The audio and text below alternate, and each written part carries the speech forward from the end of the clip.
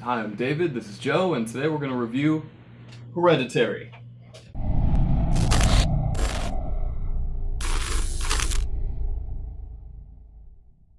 I know it came out months ago, and in a film festival even months before that, but it's out to rent now, and you maybe want to know if it's good. It is, so rent it. Yeah. I saw this movie when it first came out, like you should have done. I really should have. You should have. I thought it would have been in theaters longer. Yeah. I didn't see it like on opening night, Because because, I mean, honestly, when we seen the trailer, we both kind of said, like, this is going to be one of, one of, if not the best horror movies of the year, just based on seeing the trailer. Yeah. Just because of the artistic style, and it looked like, you could tell it's just a really skilled director. Yeah. And this is something new and original, and Made really, by the same people who made The Witch, Mhm. which, if you watched The Witch, Yeah.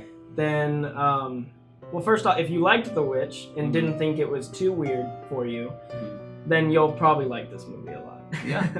If you were disgusted by The Witch and don't ever want to see anything like that again, You'll hate it. yeah, then you probably won't like this movie at all. Going into this movie, the premise is this: the Grand family has just experienced a loss in that the grandmother of the family has died, and that's in the opening scene. You know, they're at a funeral. Yes. And It's in the trailer too. Yeah, so it's not spoiling anything. Yeah.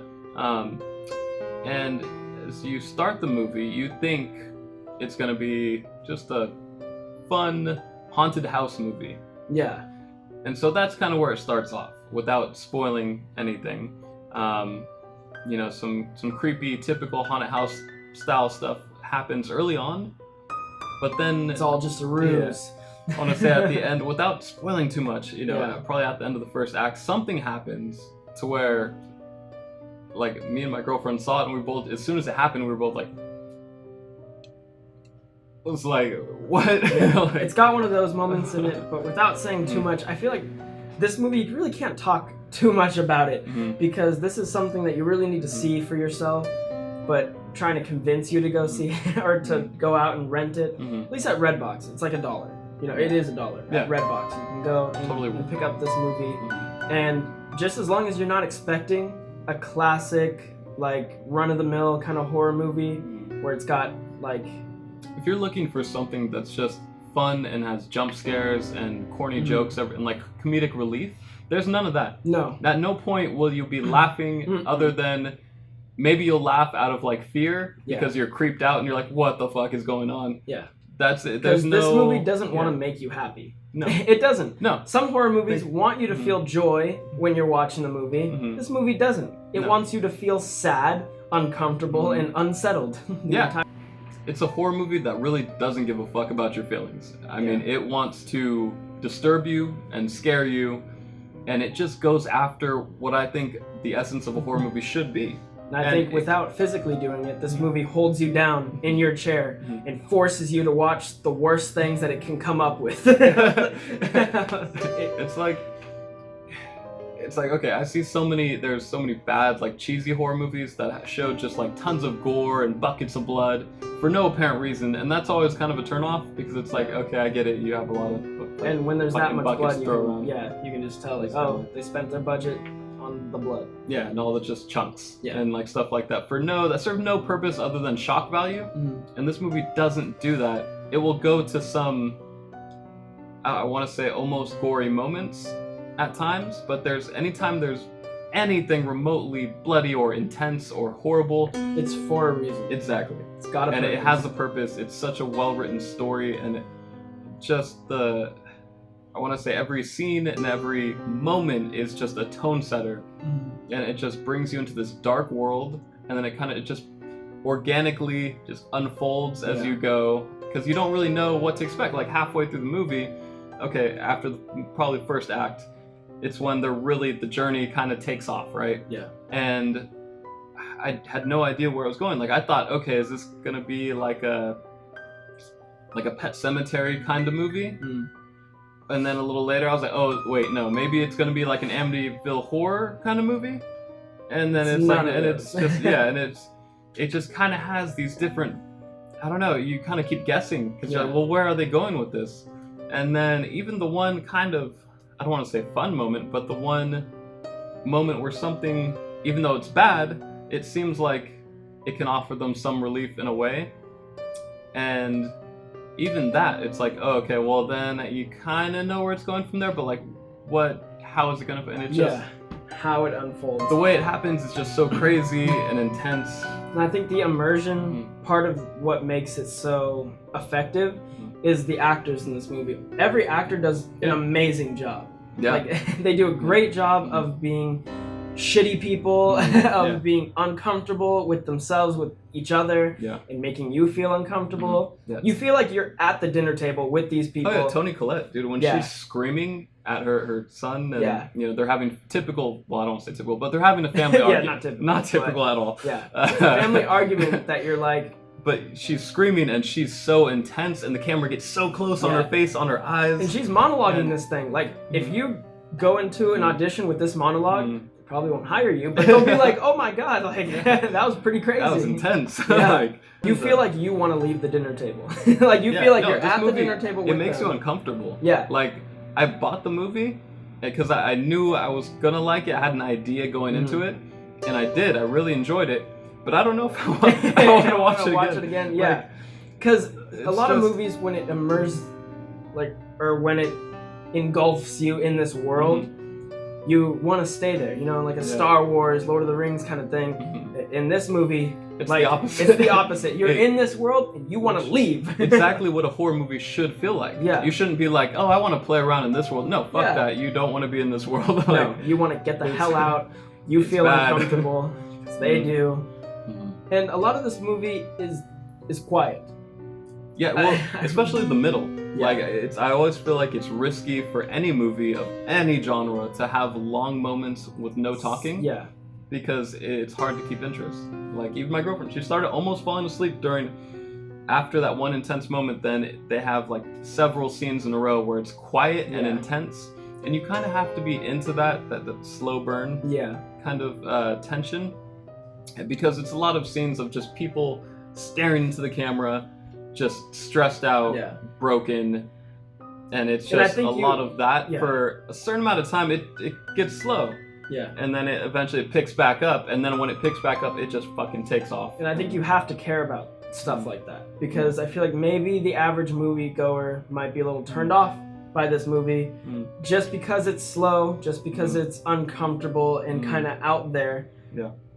As opposed to other, you know, more mainstream horror films, which I think is why it didn't do so well in the theater. Yeah. I don't think it has anything to do with how this movie is made or the production value or anything. Like, everything about this movie is amazing, but I just feel like it's not for everybody, because not a lot of people want to feel that uncomfortable for that long period of time. But I feel like it's kind of like, it makes me think, I mean, obviously it wasn't during my time or your time, but when The Exorcist came out and people would walk out of the theater because it's something that they haven't seen before, that's really intense and graphic and disturbing. Doesn't make it bad, it's not bad, but it, you know, turned people off. And like, a lot of people have been saying that this is going to be like the next Exorcist. I totally agree, because when you think back on when that came out and people were walking out of the theaters, it's kind of the same thing. I feel like it's going to turn a lot of people off because of disturbing like imagery and things like that. Yeah. But it's really fucking good. This will be something I remember when I'm older and look back on it and say, have you seen Hereditary? Yeah. Because that movie was fucked up. I remember that. Exactly. It was pretty weird. It took me on a ride. But okay, I'm going to give my rating. And I think I have to give it a 6 out of 6. Just because it pushed the envelope. It gave me something creative and original, something I haven't seen before, and it did what a horror movie should do. It made me feel really uncomfortable and creeped out, and even later, like, turning off the lights, it gives you that, like, oh shit, like, is there something there kind of feeling? And I don't know what more I could have wanted for it. It was surprising, a pleasant surprise. I think on a personal level, I would give it a 6 out of 6 as well. I would agree with you that this is a movie for me. Like, this is the kind of movie that I want to see, but I think as, like, if I'm looking at it from like a third party perspective, I'd probably give it like a 5.5 out of 6, just because this movie is not for everybody. It's like for me, but it's not really for everybody. And obviously, you know, this is our opinions. Yes. And I totally agree that there are a lot of people out there who are not gonna like this just because. So don't think just because it's 6 out of 6 that you think, oh, I'm gonna like it no matter what. You might not. Yeah. That's what I'm saying. So it could be. Recommend you still check it out and see. You should watch it and decide for yourself. It has a very distinct personality and one that resonates with me. I like it. Yeah. So. All right. Well, we're gonna get into spoilers now because I just feel like this movie needs to be talked about in a little bit more depth. There's a lot that happens. So if you haven't seen it, go watch it.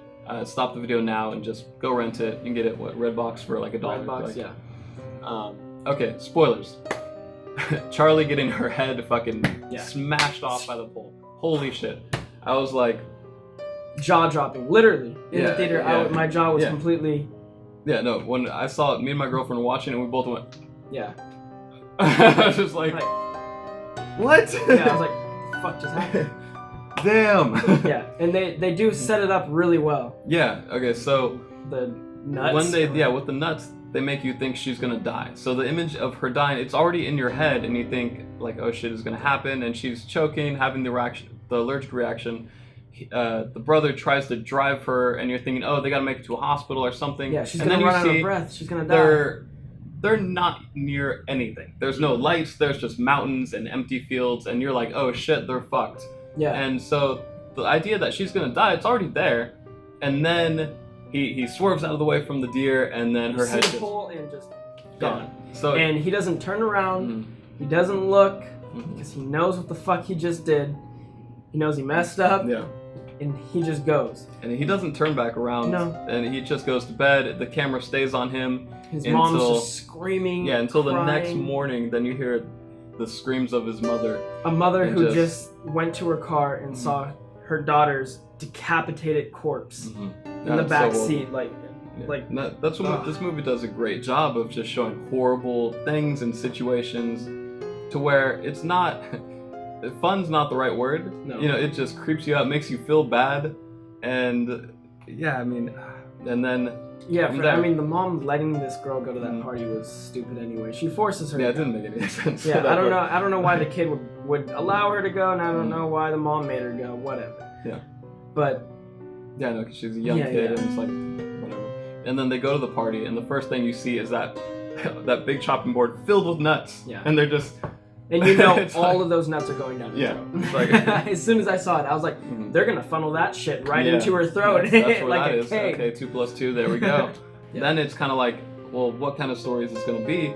And I really thought, like, okay, Pet Cemetery, once they brought the seance and stuff, like, oh, they're going to bring her back from the dead, and she's going to be all fucked up. She's going to have to learn to love again. She's going to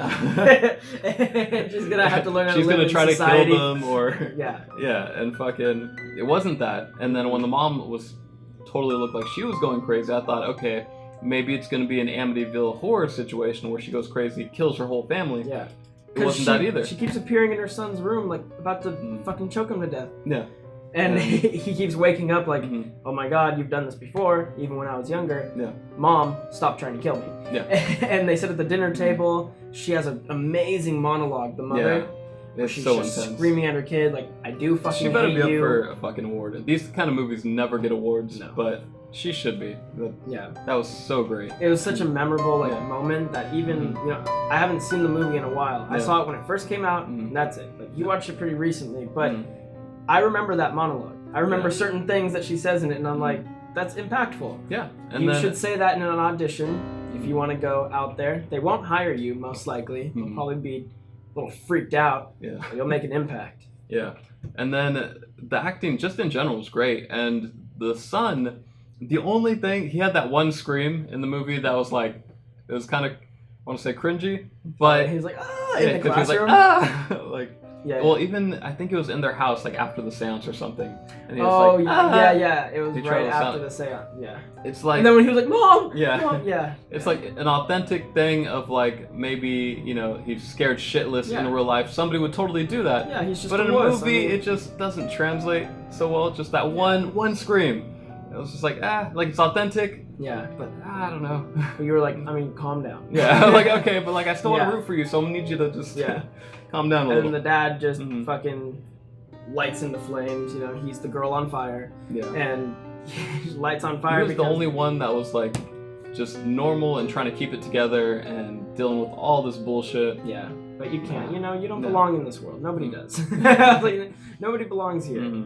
Because I don't want to live in a world, and I'm sure he doesn't want to live in a world where naked people come to your house, kidnap your kid, and put a creepy ass. I thought they crown were on ghosts at first, and then it was worse to realize, oh, those are people. Those are real, actual, just naked people showing up. Like the guy who was in the funeral in the very first scene, like smiling with that weird kind of just, that gave you that feeling that something's off. Yeah. Really, not just like a little off, like really fucking tilted, fucked up. And he shows up later just standing in the darkness smiling. naked. Yeah. And you're like, I didn't want to see That's that. a real thing. A real person can do that, and it's fucked up and weird. So the end scene where the son's getting crowned, well, not the son anymore, the demon, one of the kings of hell, is getting crowned in the son's You just body. gotta be along for it. And the mom's headless body bows to him, the grandmother's headless body bows to him, and you're like, what the fuck am I watching? It almost looked like, I'm pretty sure his little sister's head was like on a pike in the background. It could have been. And I feel like it was, because I feel like I remember that whole thing and all the naked people bowing to them, and it's just like, it's like, how did we get there? From, you watch the movie, from the first 5 minutes, you're like, okay, this is this movie. And then it ends up being that movie. Yeah, like, and you're just like, how did we get here? like, oh, ew, shit. gross, and I'm disturbed. Exactly. And I mean, the last parts of it that I want to say, the final act, is so intense, and they ramp it up so hard, which I think is what you should do. Yeah. And it's what I always look for. It's like, let's turn up the intensity, and they totally did that. And man, it was great. So I don't know what you guys thought. Let us know. Go watch it. You know, especially if you want to stay up late, you know, you need to do a test. If you want to feel a little creeped out, stay wide awake. Yeah. Or you got an essay to do, watch this movie first. You'll be up, pull that all-nighter off pretty easily. Yeah, and maybe I'll put up a poll and let us know if you thought it was great or boring. Or too much. Or just gross and too disturbing. Whatever you think, let us know.